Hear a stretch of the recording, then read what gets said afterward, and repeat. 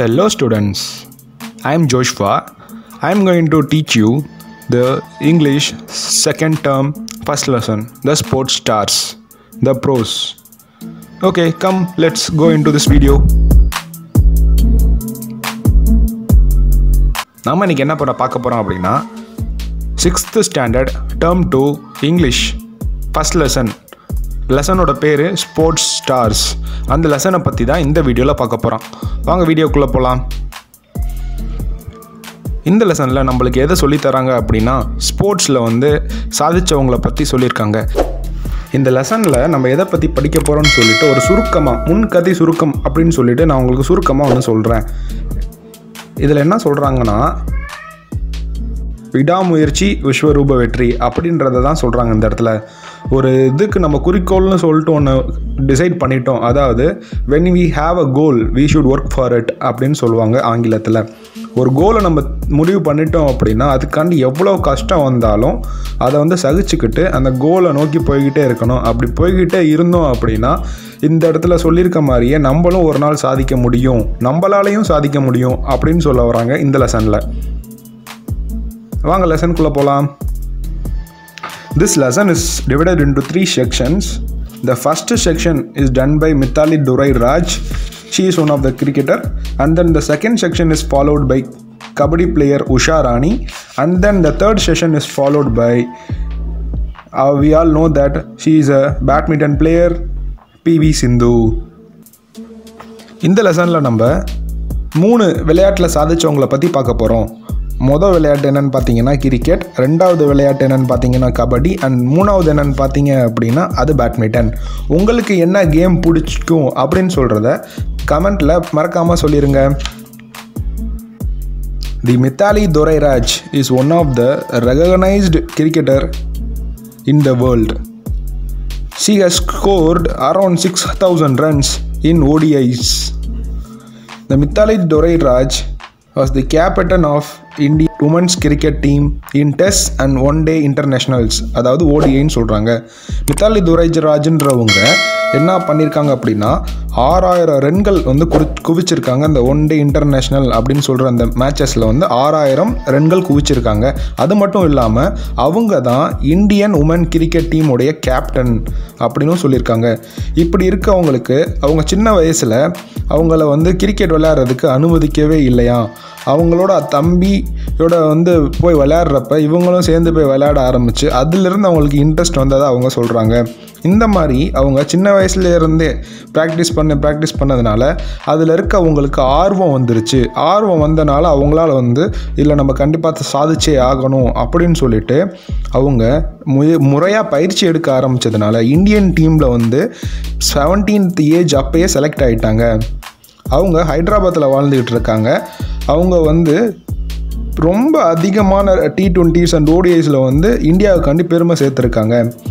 அவங்களோட இன்ஸ்பிரேஷன் யாருன்னு பார்த்தீங்க அப்படின்னா சச்சின் டெண்டுல்கர்னு சொல்லிட்டு அவங்களோட கோச்சரே சொல்கிறாங்க. இப்போ நம்ம ரெண்டாவது செஷன் வந்துட்டோம். ரெண்டாவது செஷன் என்ன சொல்லியிருந்தேன் அப்படின்னா கபடி பிளேயரை பற்றி தான் நம்ம படிக்க போகிறோம் அப்படின்னு சொல்லியிருந்தேன். கபடி பார்த்திங்கன்னா தமிழ்நாட்டுடைய ஒரு கேம் அப்படின்னே சொல்லலாம். கபடி ரொம்ப பழமையான கேம், அதுவும் தமிழ் மரபில் தோன்றின கேம் அப்படின்னு சொல்லலாம். இந்த கபடி இப்போ வேர்ல்டு லெவலில் ரீச் ஆகிருக்கு. இந்த கபடி பிளேயரை பற்றி தான் நம்ம இந்த இதில் படிக்க போகிறோம். கபடி பிளேயர்ஸ்லேயே நிறையா மென் பிளேயர்ஸ் நிறையா பேர் இருக்காங்க. ஆனால் நம்ம இந்த இடத்துல யாரை பற்றி படிக்க போகிறோம் அப்படின்னா உஷா ராணின்ற ஒரு உமனை பற்றி படிக்க போகிறோம். அவங்க எவ்வளோ ஒரு சின்ன கிராமத்துலேருந்து எப்படி ஒரு பெரிய இடத்துக்கு போனாங்க, ஒரு பெரிய லெவலில் எப்படி அச்சீவ் பண்ணாங்க அப்படின்னு சொல்லிட்டு தான் நம்ம இதை படிக்க போகிறோம். வாங்க படிக்க ஆரம்பிக்கலாம். உஷா ராணி அப்படின்றவங்க கர்நாடகாவில் இருக்க பெங்களூரில் பிறந்திருக்காங்க. அப்போலேருந்தே அவங்களுக்கு அத்லட் ஆகணும் அப்படின்னு சொல்லிட்டு ஒரு எண்ணம் வந்திருக்கு. அதுக்காண்டி அவங்க தினமும் காலை மழை பெஞ்சாலும் சரி வெயில் அடித்தாலும் சரி கரெக்டாக டயத்துக்கு ப்ராக்டிஸுக்கு போயிடுவாங்க. அவங்க ப்ராக்டிஸ் பண்ணிக்கிட்டே இருக்கிறதுனால அவங்களால அதிகமாகவே நிறையா கேம்ஸ் விளையாட முடிஞ்சு நிறையா இடத்துல ஜெயிக்கவும் முடிஞ்சிச்சு.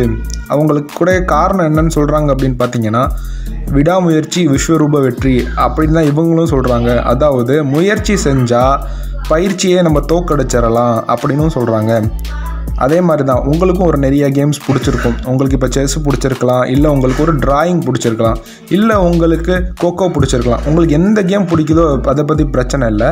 அந்த கேமில் நீங்கள் விடாமுயற்சியோட டெய்லி ப்ராக்டிஸ் பண்ணீங்க அப்படின்னா ஒரு நாள் இவங்கள விட இல்லை இவங்கள மாதிரி ஓகே இல்லை இவங்கள விட அதிகமாகவே உங்களால் சாதிக்க முடியும் அப்படின்னு இந்த லெசனில் நம்மளுக்கு சொல்ல வராங்க.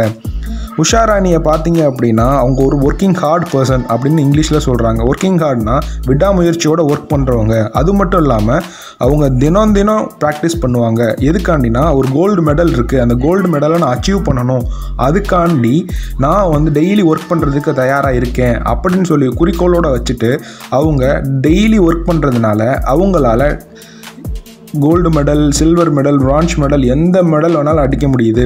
அவங்க இந்த மாதிரி அடிச்சுக்கிட்டே இருந்தனால அவங்களுக்கு கர்நாடகா ஸ்டேட் போலீஸ் ஃபோர்ஸ்லேயே கவர்மெண்ட் ஜாபும் கிடச்சிருக்கு.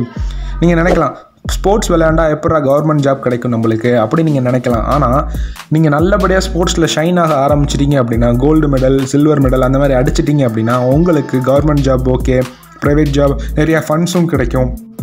நம்ம இப்போ அடுத்து பார்க்க போகிறது செக்ஷன் 3ல் பேட்மிண்டன் பிளேயரை பற்றி தான். பேட்மிண்டன்னு சொல்லி தெரிஞ்சிட்டாலே உங்களுக்கு கேள்விப்பட்டது சாய்னா நேவால் அந்த மாதிரி தான் நீங்கள் கேள்விப்பட்டிருப்பீங்க. ஆனால் இந்த இடத்துல நம்ம யாரை பற்றி படிக்க போகிறோம் அப்படின்னா PV சிந்து. அவங்க தான் 2017 ஒலிம்பிக்ஸில் சில்வர் மெடல் இந்தியாக்காண்டி அடித்து கொடுத்துருக்காங்க.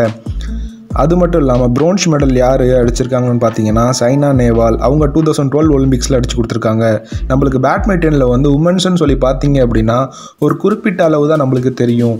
சாய்னா நேவால் தெரியும், PV சிந்து தெரியும், அவங்க மட்டும்தான் நம்மளுக்கு தெரியும். அதை தாண்டி நம்மளுக்கு தெரியாது. ஏன் அப்படின்னா மீடியாஸில் வந்து ப்ரொஜெக்ட் பண்ண மாட்டுறாங்க. இந்த இடத்துல நம்ம எதை பற்றி பார்க்க போகிறோம் அப்படின்னா PV சிந்துவோடைய வளர்ந்த இடத்தையும் அவங்க அப்பா அம்மாவை பற்றி இந்த இதில் நல்ல தெளிவாக கொடுத்துருக்காங்க. PV சிந்து 17 வயசுலேயே டாப் 20 வேர்ல்டு பேட்மிண்டன் ஃபெடரேஷன் அப்படின்ற அந்த லிஸ்ட்டுக்குள்ளே 17 வயசுக்குள்ளேயே வந்துட்டாங்க. அதை தான் அந்த இடத்துல சொல்கிறாங்க.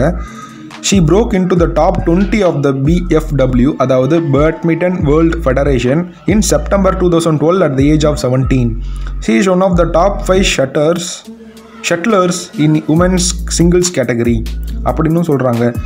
சிந்து வந்து ஓட அப்பா அம்மா வந்து என்ன விளையாட்டில் இருக்காங்க அப்படின்னா வாலிபாலில் தான் இருக்காங்க. ஆனால் சிந்துவுக்கு அந்த வாலிபால் மேலே இன்ட்ரெஸ்ட் வராமல் அவங்களுக்கு பேட்மிண்டன் மேலே இன்ட்ரெஸ்ட் வந்ததுனால அவங்க வீட்டில் அதை தடுக்கவும் செய்யலை. உனக்கு என்ன இதில் பிடிச்சிருக்கோ நீ அந்த இதிலே இறங்கு விளையாடு அப்படின்னு சொல்லிட்டு அவங்க பெற்றோரும் ஊக்கப்படுத்திருக்கிறத ஒரே காரணத்தினால PV சிந்துவால் சாதிக்க முடிஞ்சிருக்கு.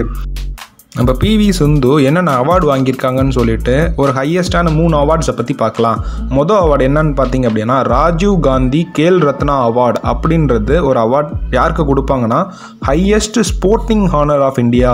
ஸ்போர்ட்ஸ்லேயே வந்து அதிகமாக சாதிச்சவங்களுக்கு தான் இந்த ராஜீவ் காந்தி கேல் ரத்னா அவார்டு அப்படின்னு கொடுப்பாங்க. அதை நம்ம PV சிந்து 2016 அதாவது 2016 அப்போ வாங்கியிருக்காங்க.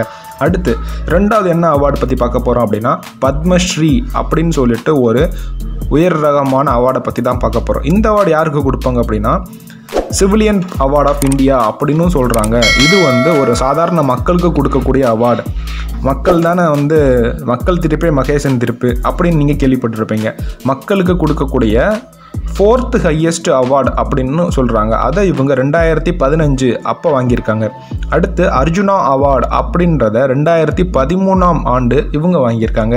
இதே போல் நம்ம சாதிக்க ஆரம்பிச்சிட்டோம் அப்படின்னாலே நம்மளுக்கு இந்த மாதிரி அவார்டுகள் வந்து நம்மளுக்கு குவிய ஆரம்பிச்சிடும். வீட்டில் கூட இடம் பத்தாமல் போயிடும், ஷோகேஷில் கூட வைக்கிறதுக்கு இடம் பத்தாமல் போயிடும். அவ்வளோ அவார்ட்ஸ் நம்மளுக்கு கிடைக்க இருக்குது.